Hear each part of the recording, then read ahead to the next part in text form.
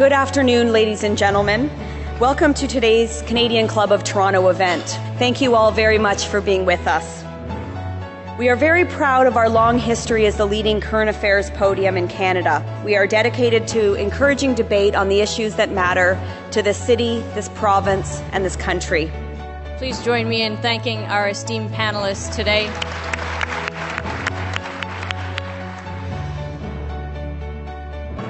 I'd like to thank you for presiding over a lively, thoughtful, and spirited discussion with our distinguished panel. And to each of our panelists, thank you for your perspectives, insights, and forecasts. They were intriguing, provocative, and certainly appreciated by all of us. Being the platform from which the eloquence of Canada has flowed all of that time, whether it be business, education, politics, sports, arts, and culture. If someone wants to say something to Canadians about this country and about the future of this country, this is the venue you choose.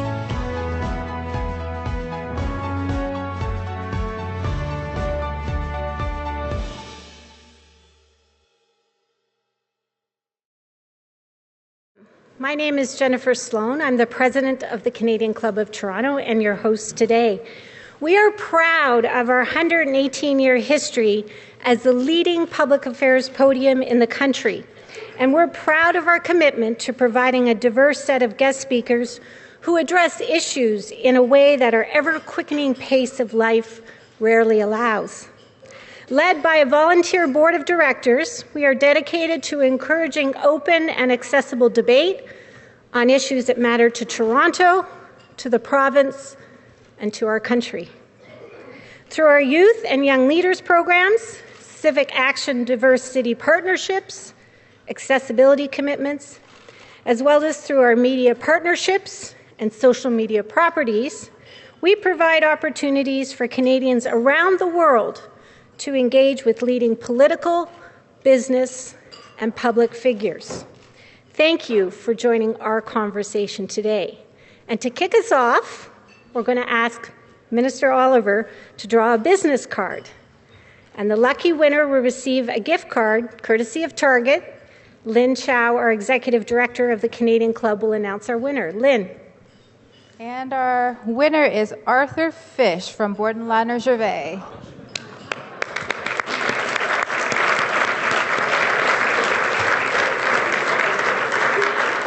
Congratulations, Arthur. Now, please allow me to introduce your head table guests. Please stand as I recognize you and remain standing until everyone's been introduced. And ladies and gentlemen, please hold your applause till everyone's been welcomed. Tom Dick, Executive Vice President, Community Banking, TD Bank Group. Fred Mifflin, Vice Chairman, Blair Franklin Capital Partners, and a Vice President of the Canadian Club of Toronto.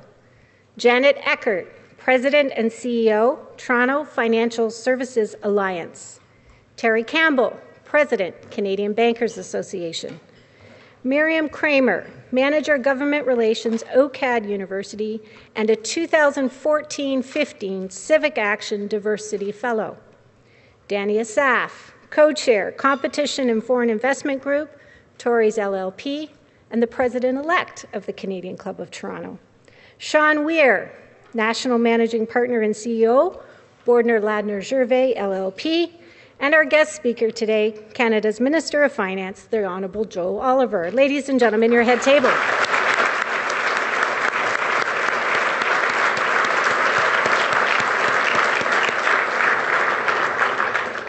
I'd like to express special thanks to our event sponsors, TD Bank Group, represented by Tom Dick, and BLG, represented by Sean Weir. Tom, Sean, thank you both for being with us today and for your support.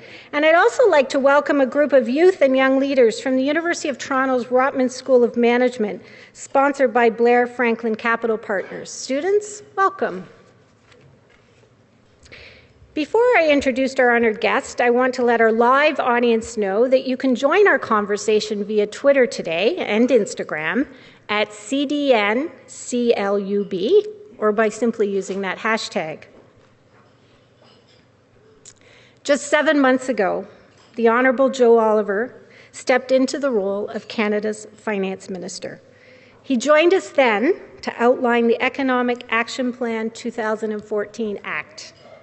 In returning today, we are pleased that he has chosen our podium, Canada's podium of record, to deliver his government's fall economic and fiscal update.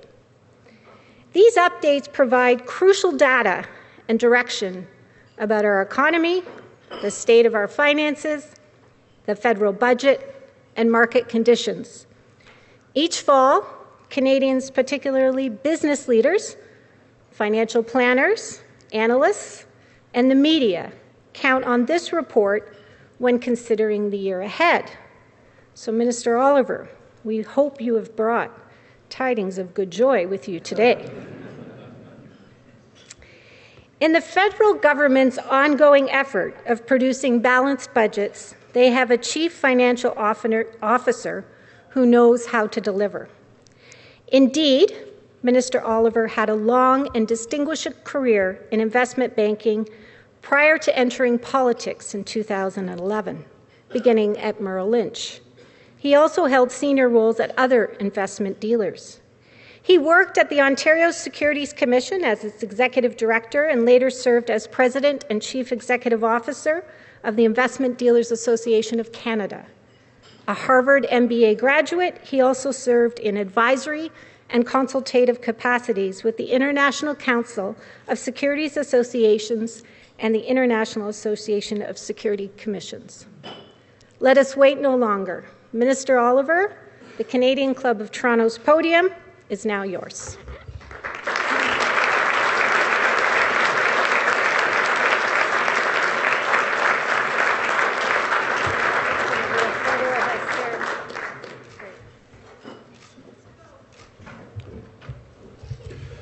Thank you very much, and good afternoon, everyone. I really appreciate the opportunity to return to the Canadian Club to deliver Canada's economic and fiscal update. Mon objectif est de m'adresser aux Canadiens et Canadiennes au sujet de la situation économique passée, actuelle et future du pays. My objective is to talk to Canadians about the state of our economy, where we were, where we are now, and where we are headed. You did not have to work as an investment banker to remember the fall of Lehman Brothers. That bankruptcy and the subsequent financial collapse erased $10 trillion in global market value, destroying family savings right around the world, a downturn that cost 62 million jobs globally. For Canada, the recession is long gone, but its ghost still lingers in the world economy. After the worst global recession since the Great Depression came the worst global recovery. We see signs of the challenge everywhere. European debt is too high and inflation very low. Its economy is sputtering, stop and go for 3 years now. In the last quarter, it flattened, which is a concern because we're talking about the world's largest economy, $17 trillion in GDP. The continent's 3 largest economies, Germany, France, and Italy, either stalled or contracted in the second quarter. Beyond Europe, the growth rates of key emerging economies, China, India, and Brazil, are losing steam. Geopolitical conflicts in Ukraine, Iraq, Syria have complicated the economic recovery and pose uncertain risks. And we have a humanitarian tragedy, the Ebola outbreak in West Africa that threatens to spread elsewhere. Fortunately, after a weak start this year, the outlook for our American neighbors is for a sustainable recovery. Still, the International Monetary Fund warns that economic risks have increased, and since July 2008, it has downgraded growth projections for this year 8 times. Its managing director, Christine Lagarde, talks of a new mediocre. Friends, this is our world in 2014. We've been saying it for years, and it remains valid. The global economy is fragile. Growth cannot be taken for granted, In many countries, it demands excruciating decisions and from everyone, hard work. Canada did that hard work. While the global recovery has been challenging, Canada has done a lot better than most. A downturn that did not start here, hit us later than others, and affected us less deeply. Moreover, we emerged from it more quickly and in better shape than other developed economies. We've accomplished so much as Canadians together. We've recovered all the jobs lost during the recession. But far more than that, we created over 1.2 million net new jobs since the depths of the downturn. These are overwhelmingly full-time, high-paying, private sector jobs. More Canadians are working today than at any other time in our history. Indeed, the Canadian economy added over 117,000 jobs in the past 2 months, the majority of which were full-time. Canada is now enjoying the lowest unemployment rate in 6 years. Canadians have maintained a high level of labour market participation despite global economic difficulties, in sharp contrast with our American neighbours, whose labour market participation rates have dropped. A contributing factor is we have one of the highest female labour participation rates in the G20. And Canadians are wealthier for their work. A recent New York Times analysis found that after-tax middle-class incomes in Canada, substantially behind in 2000, now appear to be higher than in the United States. In fact, the Canadian middle class is among the richest in the developing world. Since taking office in 2006, we have been carefully crafting a more confident Canada, confident in its prosperity, confident in its future, fulfilling the words of our national anthem, a true north, strong and free. Not since John Diefenbaker was Prime Minister over a half-century ago has the overall federal tax burden been this low. Canada's free trade network now touches every corner of the globe, and I cannot overstate the importance of this to the Canadian economy. When our government took office, Canada had free trade agreements with 5 countries. That was not good enough for a country where over 60% of our GDP and 1 in 5 jobs are tied to trade. We now have free trade deals with 43 countries. The National Post called Canada a free trade empire that now covers the 2 largest markets in the world, Europe and the United States.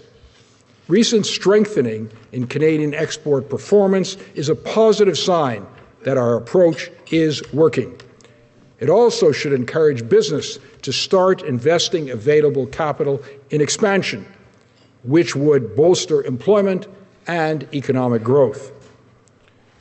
Our government is expanding opportunity abroad, but even more importantly, building it here at home. According to KPMG, total business tax costs in Canada are now the lowest in the G7, 46% lower than in the United States.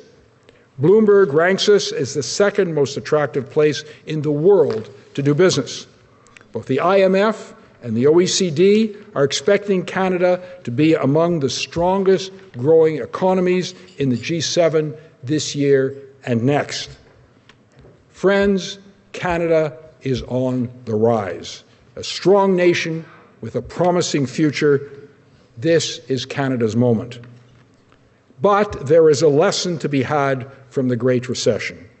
Growth and prosperity cannot be taken for granted.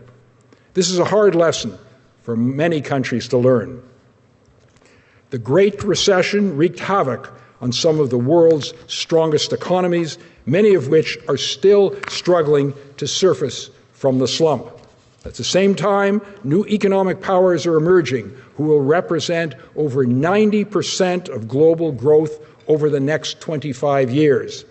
They will be fierce competitors. So we confront a choice. act to create jobs, growth, and resilience in a competitive global economy, or risk long-term decline.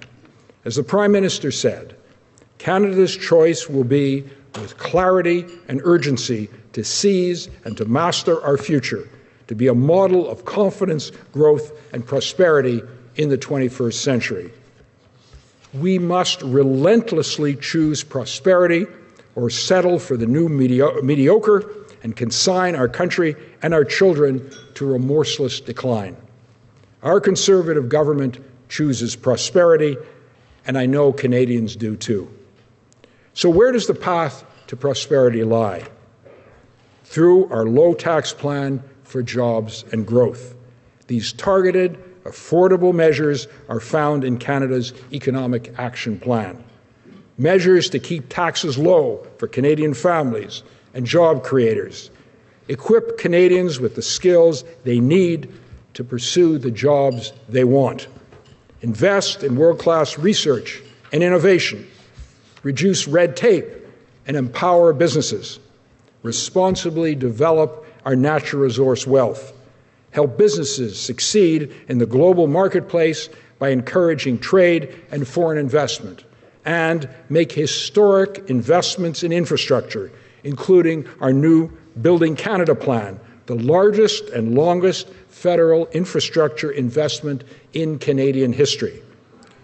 These measures are built on a rock-solid foundation, our government's commitment to return to balanced budgets in 2015. Which brings me to the fiscal part of my economic and fiscal update.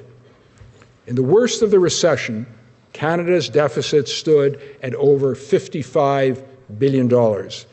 Today, it has been reduced by over 90% to just over $5 billion, and it is continuing to fall. This year's deficit is expected to be $2.9 billion. Next year, we are projecting a surplus of $1.9 billion. We've also set aside $3 billion for contingencies. The surplus will continue to grow in the years that follow, rising to over $13 billion by 2019-2020. The fiscal projection is based on an average of independent economic forecasts by private sector economists. It is a prudent projection adjusted for the recent decline in oil prices. The economists expect a modest pickup in real GDP growth over this year and next, despite a downwardly revised global outlook. That speaks to Canada's economic resilience in the face of global issues and difficulties. Permettez-moi de me répéter, nous respecterons l'engagement que nous avons pris envers les Canadiens de rétablir l'équilibre budgétaire en 2015. So let me say again, we will fulfill our commitment to Canadians to balance the budget in 2015.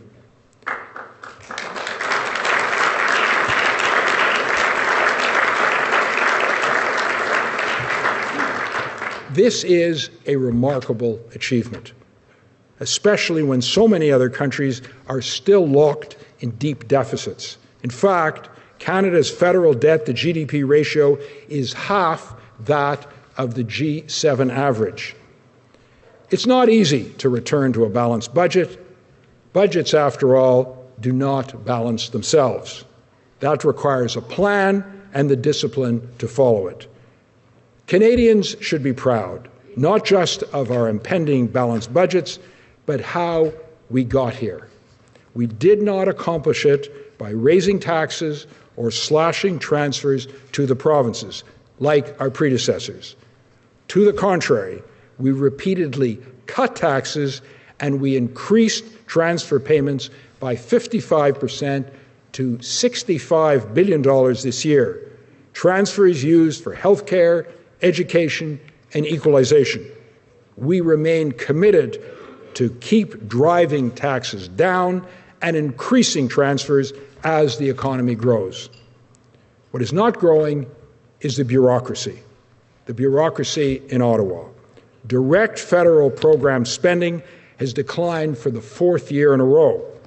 We controlled government spending, something that few nations have done in decades, and we have done it while maintaining the programs and the services that Canadians rely on. And this has meant we've been able to provide even more support for hardworking Canadian families. And I refer, of course, to our government's latest steps to put more money back in the pockets of Canadian families, increasing the universal child care benefit from $100 to $160 a month for each child under 6, expanding the UCCB, giving parents $60 per month for children aged 6 to 17, introducing the family tax cut, a new tax credit aimed at couples with minor children.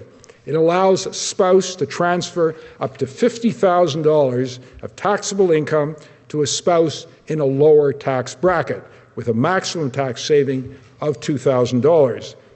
The objective is fairness, to bring their taxes closer to the lower taxes paid by two earners with the same total income. And finally, increasing the child care expense deduction dollar amounts by $1,000. So what does all this mean to the over 4 million Canadian families with kids? Well, every one of them will benefit. Take, for example, a two-earner couple with children aged 7 and 13. One spouse earns $95,000, the other earns $25,000. Our tax relief would put $2,835 back in their pockets next year.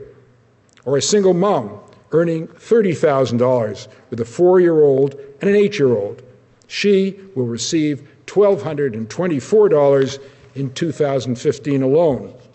And a one-earner couple with 2 minor children, where the working parent earns $60,000, they will receive another $1,605 in their pockets because of our government's program. Indeed, every family with children will benefit from these measures to the tune of $1,140 on average next year. Et voici un point important à souligner. Je suis fier d'affirmer que la grande majorité des avantages seront destinés aux Canadiens à revenus faibles ou moyens. Par exemple, les familles touchant moins de $30 000 par année bénéficieront de 25% des avantages consentis. And here is the important point. I'm proud that a significant majority of the benefits will go to low and middle income Canadians, 25% to families earning less than $30,000 a year. This is a policy that anyone who claims to care about the middle class should support. Yet Justin Trudeau has already announced he would repeal some of our family tax cuts and may repeal the others. Tax cuts that benefits help moms and dads pay their mortgages, their car loans, and clothe their children. Taking money out of the pockets of middle class and lower income Canadians does not sound like a winning platform to me. But hey, that's what he said. Of course, he said a number of things. We are providing families this financial relief for a simple reason. Across Canada, Canadians are telling us the same thing. The cost of everything, from groceries to hydro to housing, is going up. Conservatives know that for a more affordable life, Canadians need a more affordable tax burden. And the fact is, Canadians are paying on average about 42% of their income in taxes at all levels of government, more than food, clothing, and lodging combined. So there is still too much money in the hands of bureaucracy and not enough money in the pockets of Canadian families. Parents have a lot to pay for: childcare, sports, clothing, and much, much more. Our Conservative government believes in putting more money into the hands of those who care about their children the most: Mom and Dad. We trust Canadians to save and spend their hard-earned money better than all-knowing bureaucrats or social engineers. Granted, there are some people who do not agree, but that's what elections are about. I've talked today about our families, creating jobs so mom and dad could put food on the table, lowering taxes so parents can pay for the things they need, balancing the budget, just like families have to do every day. We simply cannot afford a return to a mindset that assumes governments can tax and spend as they please without economic consequences.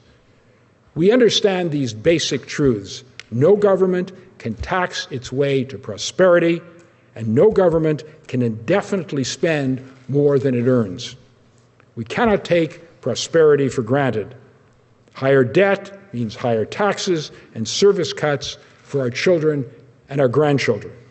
We have a duty to manage our finances responsibly, and that is why we're focused on getting back to balance and staying there. Our government is well on its way to achieving our goal of reducing the federal debt to 25% of GDP by 2021. Indeed, the ratio is expected to fall below its pre-recession level by 2017. The IMF projects that our total government net debt to GDP ratio will remain the lowest of any G7 country.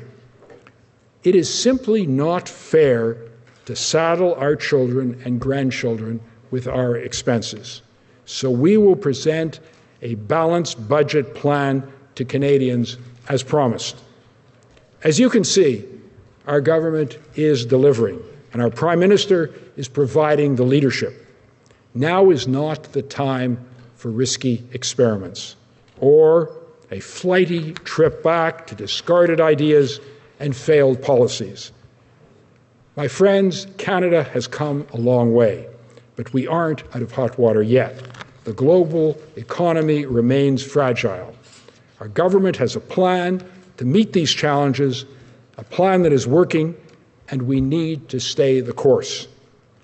We survived the Great Recession. Now we will take the action necessary to secure prosperity for this generation and the next.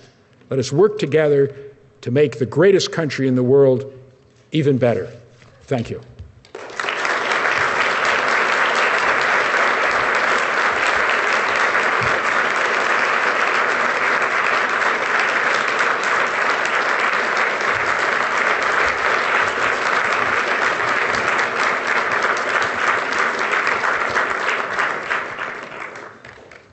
Good afternoon. My name is Fred Mifflin, and I'm a director of the Canadian Club.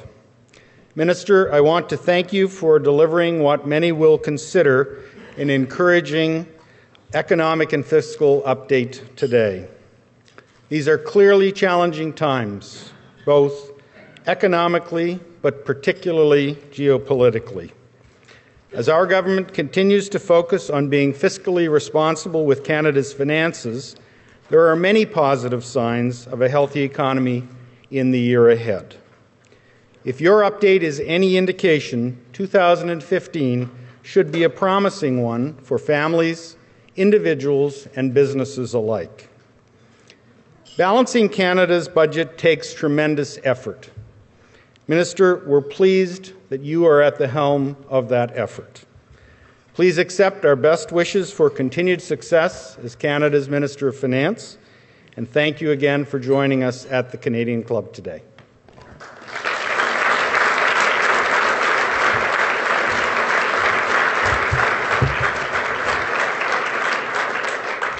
I'd like to echo Fred's comments and thank Minister Oliver for his message today, and thank you for joining us.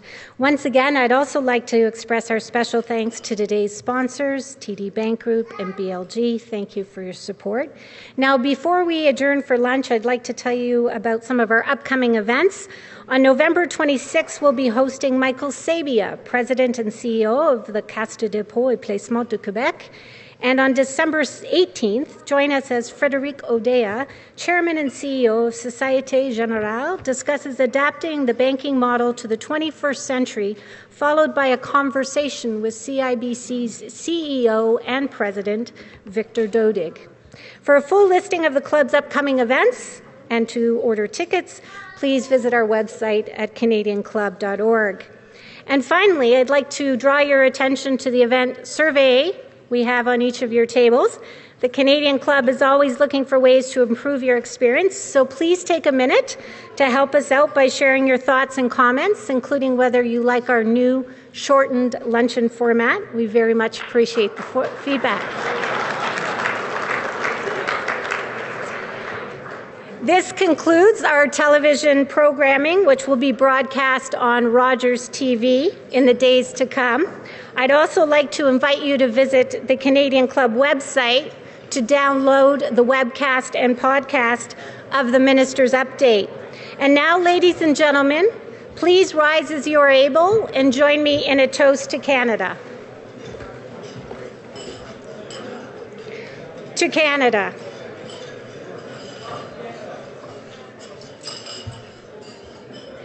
This concludes our program for today. Thank you for being an attentive audience this afternoon. Media, we thank you for your interest as well. The Minister is in fact off to the G20, so we wish him the very best. And we are now officially adjourned. Thank you.